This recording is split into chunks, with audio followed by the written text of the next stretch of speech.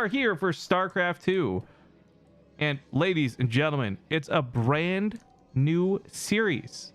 Not a qualifier match, but still in the losers bracket. So these guys are quite literally fighting for their lives. To the upper right side of the map, we have the red Protoss.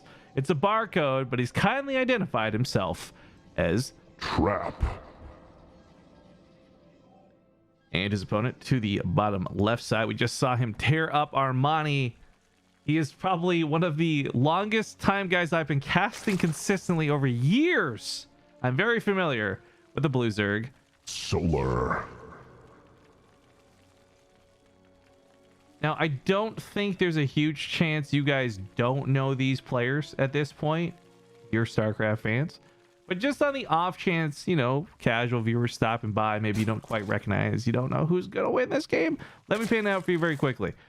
Solar, without a doubt, has been probably, if not one of the most consistent Zerg players I've enjoyed seeing over the last year, like many years. When I started casting StarCraft 7 years ago, one of the very first cups I got into is...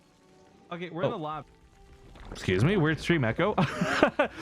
One of the first players I got to start casting from one of the first tournaments I ever did, which was the Zotac Cup forever ago, was Solar. Solar and Trend and Armani. There were these Samsung Galaxy players who they weren't quite making a bunch of money because they weren't the A-listers in Korea, so they were playing these offline and online cups all over Europe, North America, etc. So I've been seeing Solar for pretty much my entire career. And it's been great watching him because he's been consistently good. Sadly, Solar's not risen to the ranks where he's taking home a BlizzCon Cup anytime soon. But he's been a fantastic player to follow through my whole career with his. Trap, on the other hand, is not a player I got acquainted with until a bit later. Being part of Jin Air Green Wings, Trap was kind of among the more elite side of the Koreans. And ever since, all the teams fell apart and Kespa died, rest in peace, Neeb killed them all, Trap's actually been kind of a bit of a free agent. I had mentioned in a previous game with SOS for a time he was actually living with SOS. I don't know if they still are sharing like a room or something, or roommates, or what the deal is, but I can tell you this. From watching very few Trap games, I always walked away really impressed. And I don't know if that was the influence of having someone like SOS nearby, or if it's his own just greatness, whatever. But through Alima Leagues, you would see him in a lot of the monthlies. For everything we did, Trap was fantastic. Oh, hey, thank you. I'll read that in a moment. So my guess going into this is I think I give a small edge to Solar just because I favor Solar with like super bias. But realistically, Trap's been kind of killing a lot of people lately too. So it's for me really hard to call who wins this.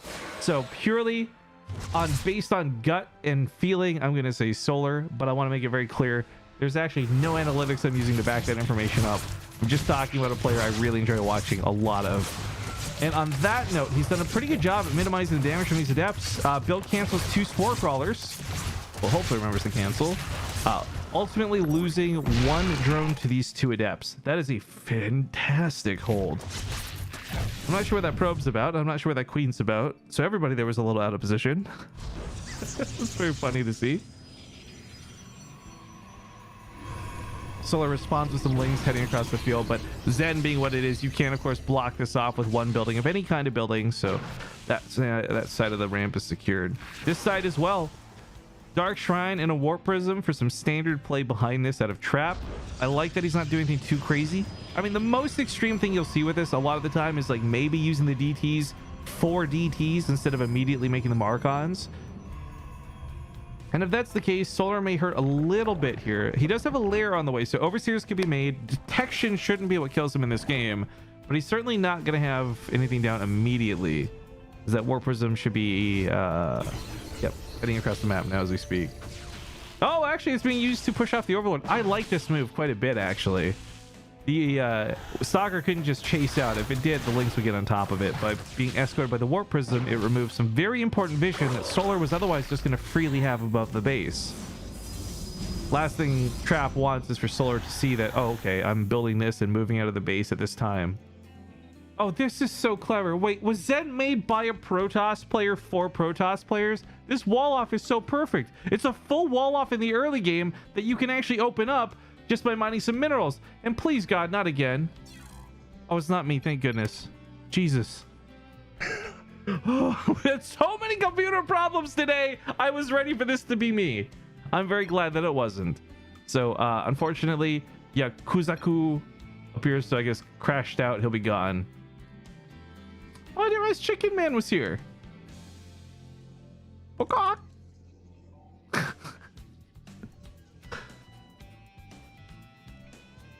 That's my chicken call. We'll see if he answers it or not. I almost, just due to my fatigued brain, said gobble gobble gobble gobble, but that's turkeys and not a good impression of a turkey at that. Anyways, this guy will get evicted from the game, unfortunately. Hopefully his PC fixes itself better than mine did. Come back Game and paused. try for the next one, but Game resumed. yeah, they just pick up right where that left off. So DT's unloaded down to the south. He's actually missing one. There's already an overseer out, so unfortunately this is gonna have to just be Archons.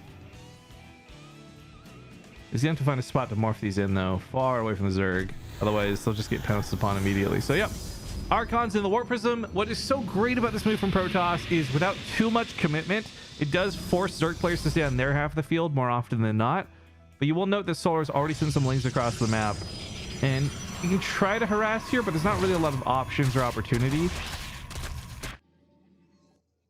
Ling's on patrol over there. Let's see if the base gets taken. But he knows about this third, and that's all there's going to be. Nobody rushes as fast fourth as Protoss. Now, roaches are a really good answer to help push off the Archons, but ultimately it will be on the Queens to task to deal with the Warp Prism. The Archons will only last as long as the Warp Prism does, and the Archons, frankly, are a lot harder to kill than a Warp Prism in most situations. You'll notice that Solar's not panicking to this. And as I said before, this is a very standard move to make. So while this goes on, he's still droning pretty heavily. He's not rushing out Hydras in a panic. He's probably going to bleed some units here and there, but they'll be the Roaches, or should be the Roaches. Uh-oh. Trap's choosing to focus down the drones instead. Of course, those will regenerate health over time. The build cancel there out of Solar was critically important, by the way. Otherwise, he would have lost another 2 or 3 drones. Because that would also help build physical block over the Archons not being able to move forward. So unfortunately, Trap's aggression isn't paying off. It's not really doing a lot to keep Solar at home. He's being very active on this side of the map, but it's not like that comes as a detriment to Trap. The opening here, even if it quote-unquote fails, it's still very worthwhile. The information he gets from scouting, the Archons will obviously live and be available to pressure as the game continues, and he just falls back to meet up with the army, and that Warp Prism will still be very valuable going forward. It's going to be the reinforcement points. It looks like a hallucinated Phoenix or two is causing some blips on the map, but this also is Trap just getting full vision. It's a little bit hard to hide things, and Solar, I don't think, is going to get away with this Spire. Oh, no way. The hallucination didn't see this. So he doesn't know that it's a Spire, and right now, I don't know if the right units are being warped in. We don't have +2 being chronoed out. The Forge is actually kind of late in that regard. There's not enough Stalkers. Solar, for at least the first 2 minutes of this, is going to have free reign to just hit as many of the mineral lines as he can. As long as he dodges away from the Warp Prism and doesn't fight above the Archons, he's going to absolutely wreck. Now, it looks like a DT caused some chaos in the main base, and Solar was temporarily distracted by that, but it doesn't seem to have really delayed his attack on the other side. The Warp Prism can chase, and the Archons, if they get blasts off, these mutas are very, very fragile. But I mean, as you can see here, Solar's being very careful with where his mutas are. He's not walking them into the Archons. I mean, you're gonna bleed out 1 or 2 for sure. At the same time, not much damage to the probe line. So in the same way that Trap was pushed off, Solar has been, so far at least, pushed off. And that's a pretty admirable defense so far out of Trap. Now the pylon goes down. That's going to open the door for the Lings to run in, but realizing the Archons are right there, the Lings are not going to run in. That being said, all the Roaches and Lings here, they're going to eventually... Oh, there's a DT blocking it. That's bloody clever. It's not going to be enough because the Overseer's here. But if Solar didn't have an Overseer, he would have no way to actually get into this base. Oh, that's so clever out of Trap. Still, the funnel is an annoying choke that Solar has to walk through, like literally actually just walk through to get in. Now that he's in, he's got a massive army supply. He's going to jump on top of that Warp Prism. Archons be damned. But the muta is spread out, so the splash damage actually isn't that bad. Warp Prism still survives. The Archons are still standing, but Solar's not coming into a fight down here. There's too many mortals to deal with. So giving chase once again. He will take out the Warp Prism. Archons go down too thanks to the Roach support. There's no staying power here, but the entire army's been driven to the main base to catch this, so these mutas do potentially have the ability to fly around and continue to kill probes. Grab that cannon, fly on by, and not fight the Archon stuck on the other side of the wall because it's actually too fat to get in. That's not a joke. That's actually the case. 23 probes to add to this. And the mutas still have not been stopped yet. +1 melee on the Lynx too is going to help them wreck anything they get a surround on, even things like this Archon, which, by the way, you can see him targeting down. Shield Batter's going to try and keep this alive, but even the Archon pops. Double Stargates are starting up, but is this too late? I feel like this is too late. Trap is going to have 3 Stargates in total and mass-produce Phoenix, but Solar doesn't actually have to commit. Let's say, hypothetically, the Phoenix deal with the mutas, which I don't think they will, because they're going to come out way too late. The Stark just flood Zerglings and still be kind of okay in terms of dealing a lot of damage, right? The mutas, in my opinion, have already done a lot of very effective things in this game. I don't hope they die for nothing, but if they did, I would actually say that they were worth the investment. Because while this went on, right, Trap's been beaten back to 3 bases. Solar takes 4 and 5 on the minimap. Not to mention just so far the cost efficiency's been okay. Remember, each of these mutas is 100, 100 though, so losing them is very expensive. But he's been picking up Archons, bleeding out lots of probes. Main base under attack from the Lings, not getting cleaned up that fast, in fact. And the mutas, they find the Stalker's gonna choke. GG's get called. Solar runs away with this game.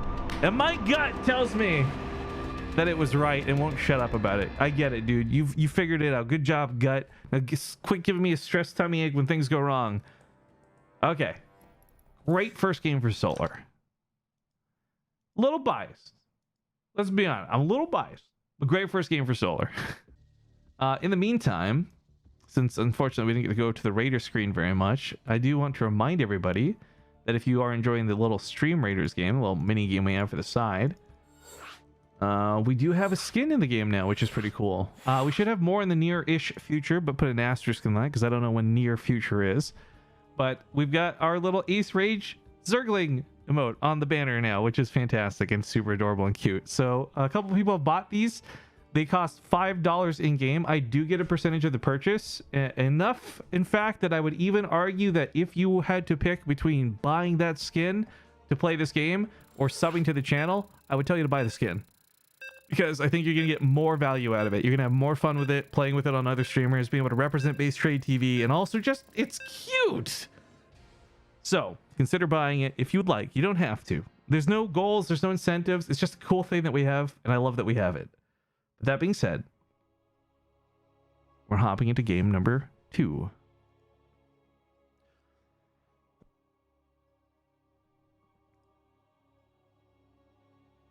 The map is Triton, the game is number 2, and the player to the bottom right is the red Protoss.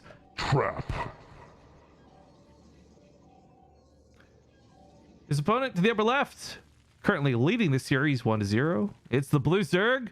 Solar.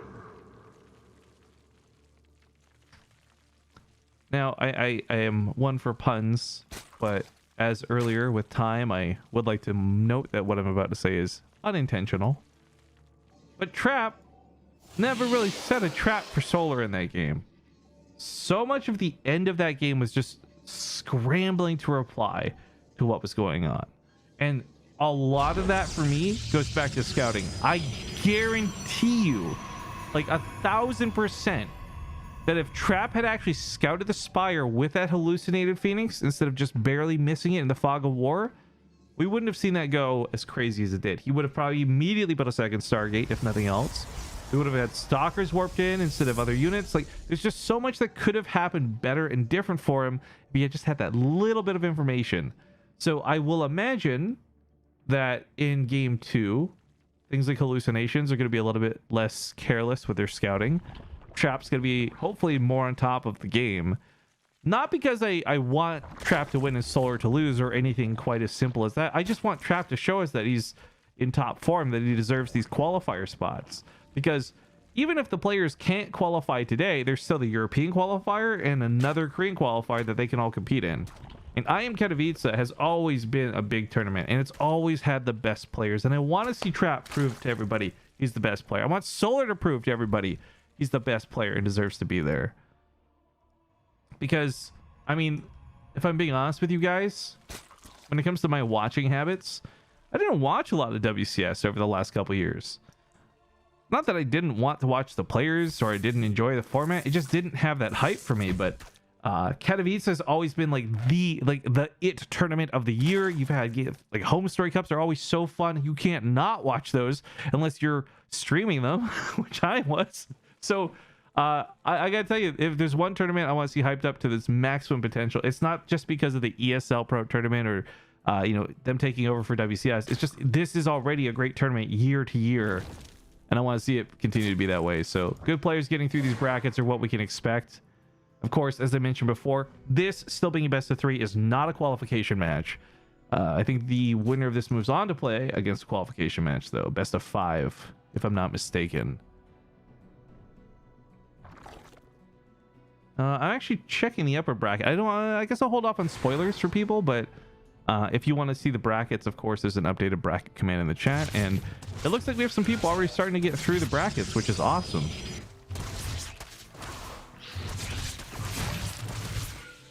All right, Adept's not going to be sacrificed.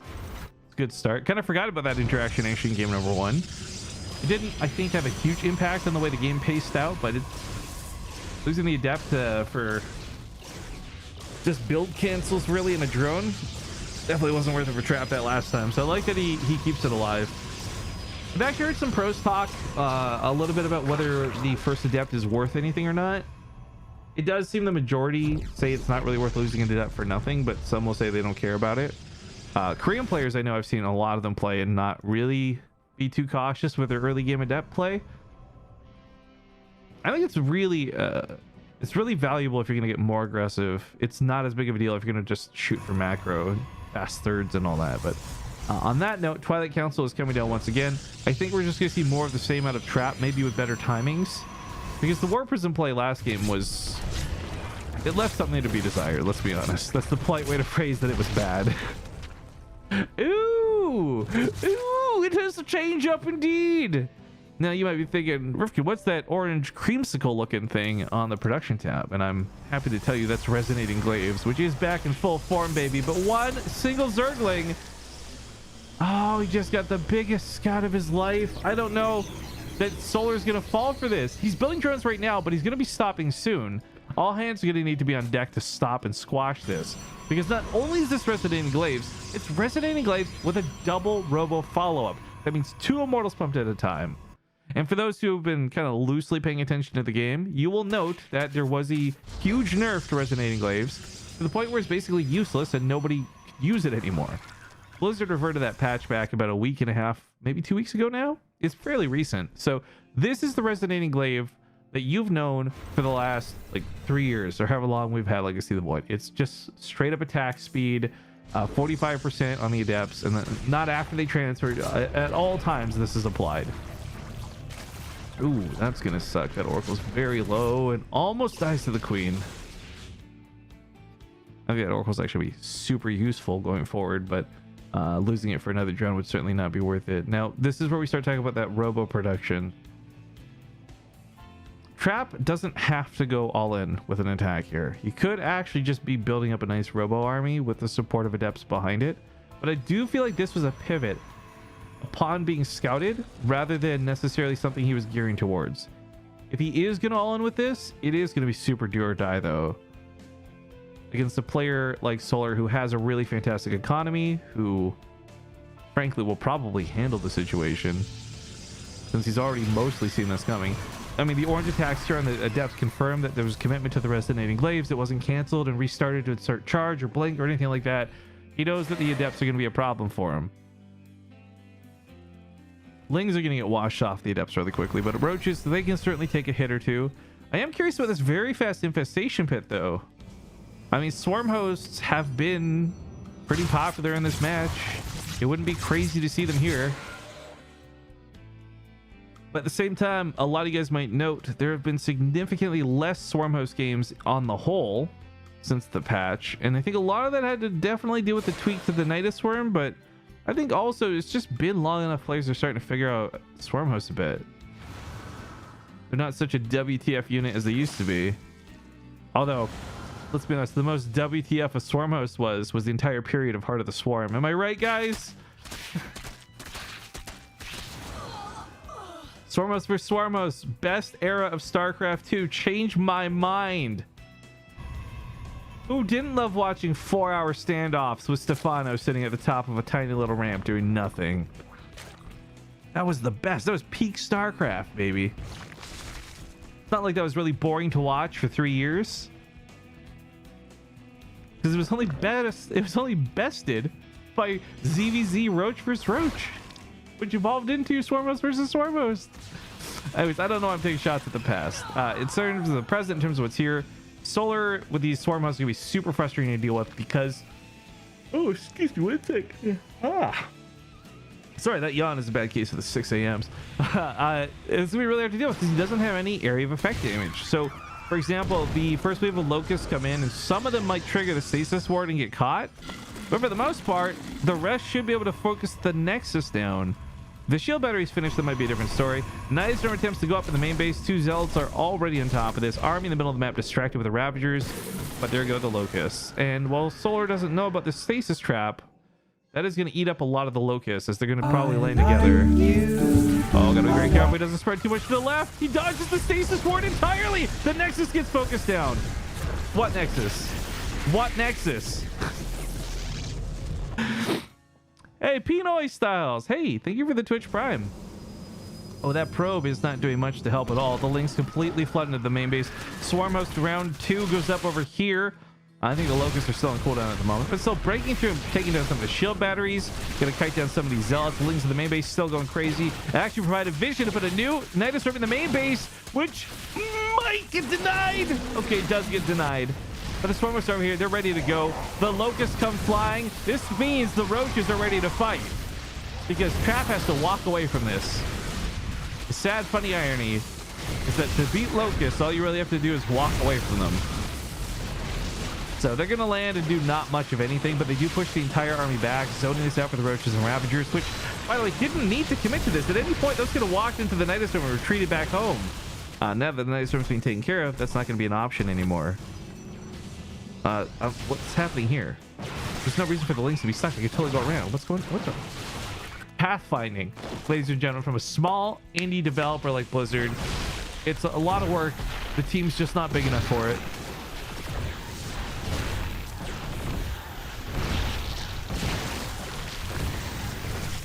Okay, this is really tough. The Swarm hosts can fight, but they are one-hit wonders. That Locust cooldown being almost a full minute, well, 45 seconds. Almost a full minute, though, makes them unplayable once, yeah, like this. They're just out of commission. So, huge burst in terms of effectiveness, but huge cooldown in terms of being able to be used ever again.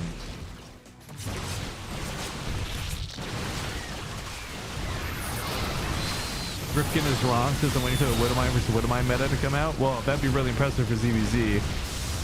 Each of you Neural and SCV build your own Terran army and then go Widowmine versus Widowmine. Now, as you can see here, the Immortals on the bottom side just ate a Corrosive Bile. That was a big deal because 2 of them went down, and now there's not that many remaining. So while the Swarm hosts aren't able to fight that well right now, there's 26 Roaches about to reinforce this.